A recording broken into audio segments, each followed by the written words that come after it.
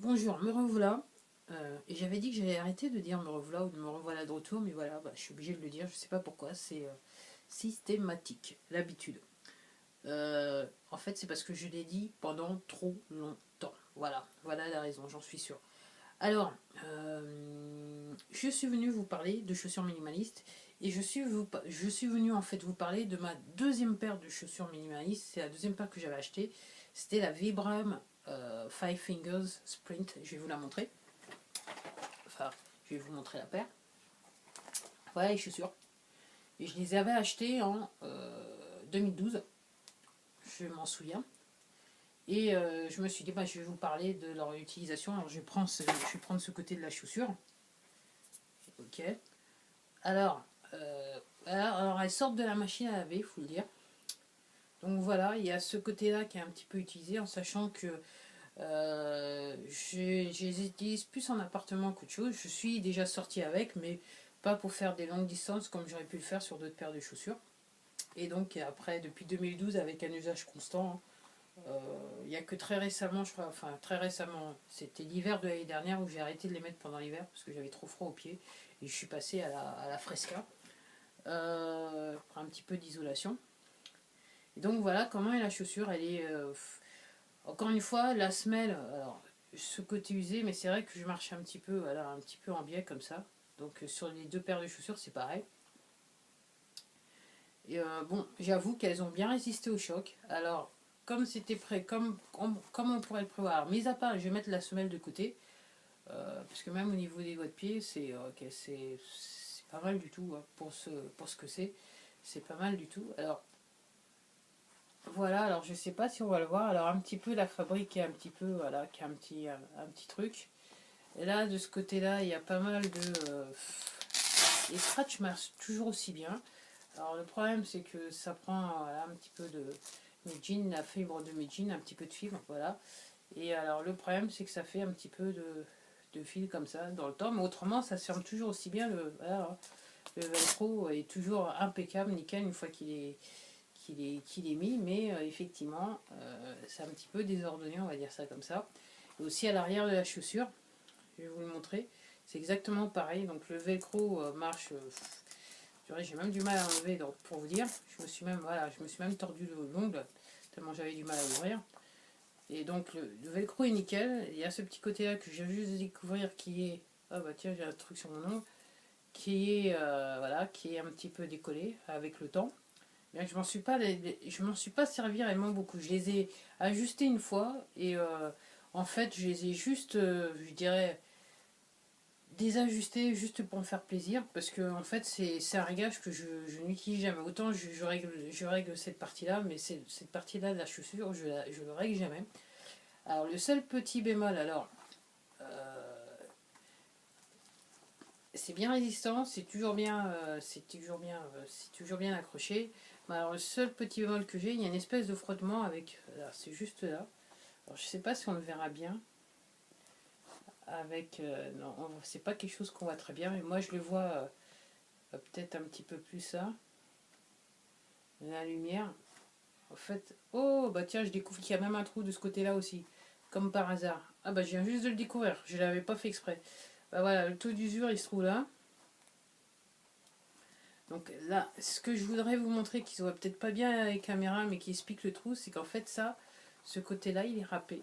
C'est ça, le textile est râpé. Alors c'est pas trop en haut,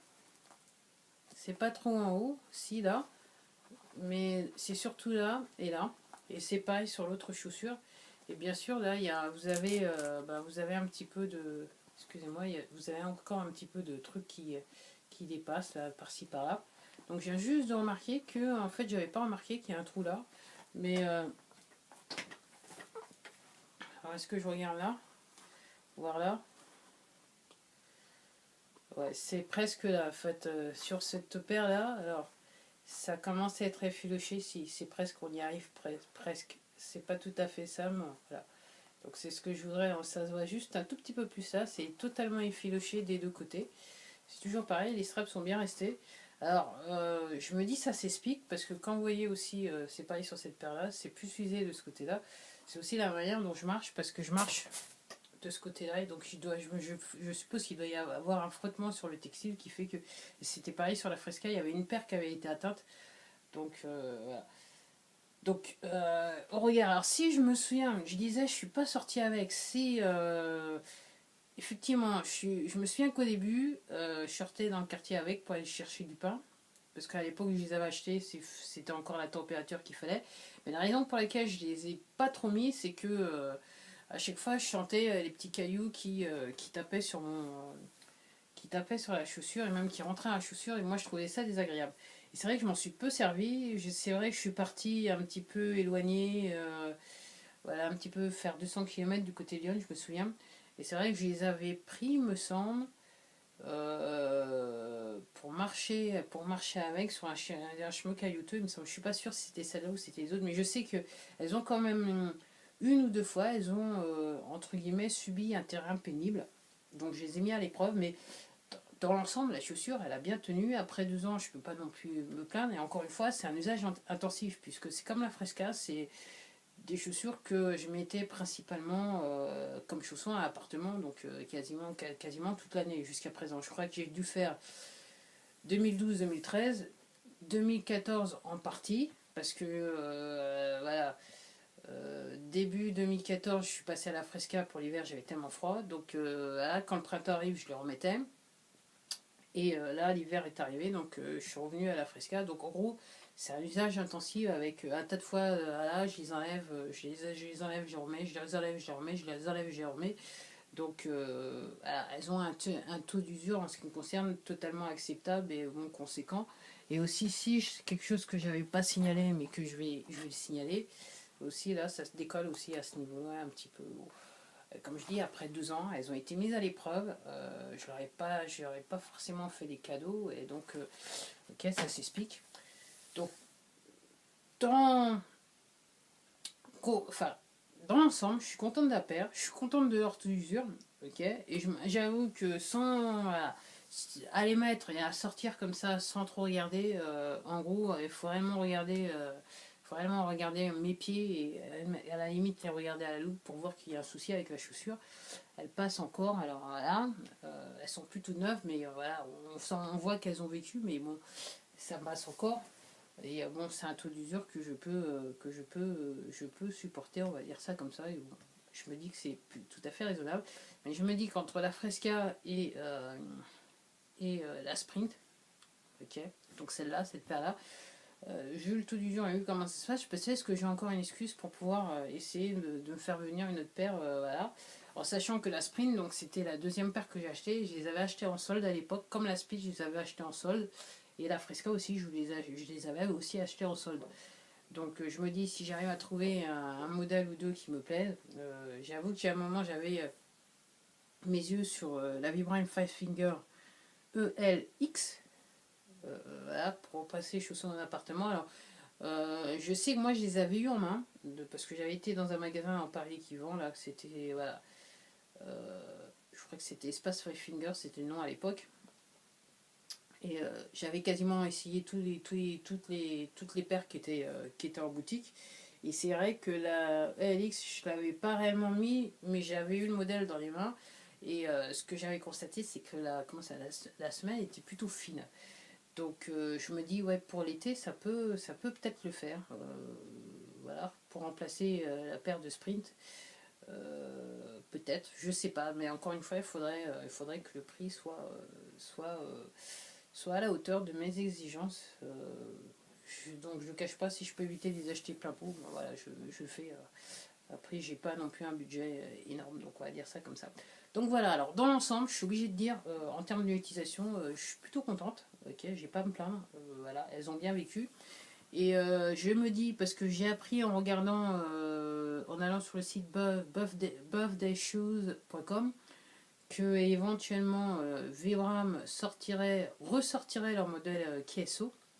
Je crois pour le printemps 2016 ou l'été 2016, je crois que c'est au printemps 2016, ça serait entre guillemets je dirais une ressortie anniversaire par rapport à la chaussure. Et le plus important, ça serait que la chaussure serait en noir.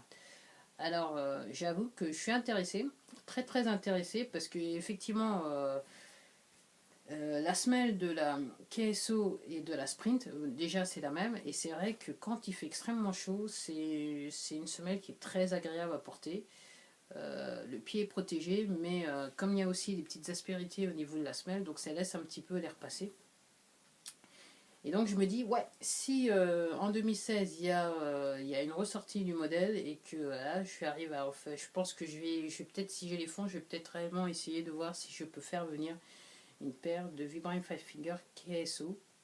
Donc c'est la KSO, enfin la KSO c'est l'un des premiers modèles, ça pas avec la classique et la Sprint, ok, c'est les tout premiers modèles de la marque.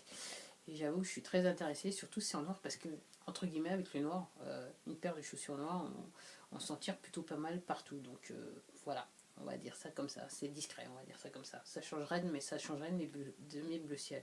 Mais clairement, les KSO ou la Sprint, c'est vraiment la paire de chaussures que j'aime pendant l'été. Extrême chaleur, ça, j'avoue que j'adore les porter, on va dire ça comme ça. Mieux que des sandales. Voilà, à chaque fois, en fait, tout est parti, je le rappelle, parce que je voulais m'acheter une paire de sandales. Voilà comme je suis tombée sur les Vibram Five Fingers, mais j'avoue qu'une paire de KSO pendant l'été, c'est que du bonheur. La semelle, marcher sur du sable, de la pelouse, c'est divin. C'est divin, c'est divin. Et même sur de l'asphalte, c'est super, c'est divin. Allez, sur ce, je vous quitte et je vous dis à la prochaine vidéo. Au revoir.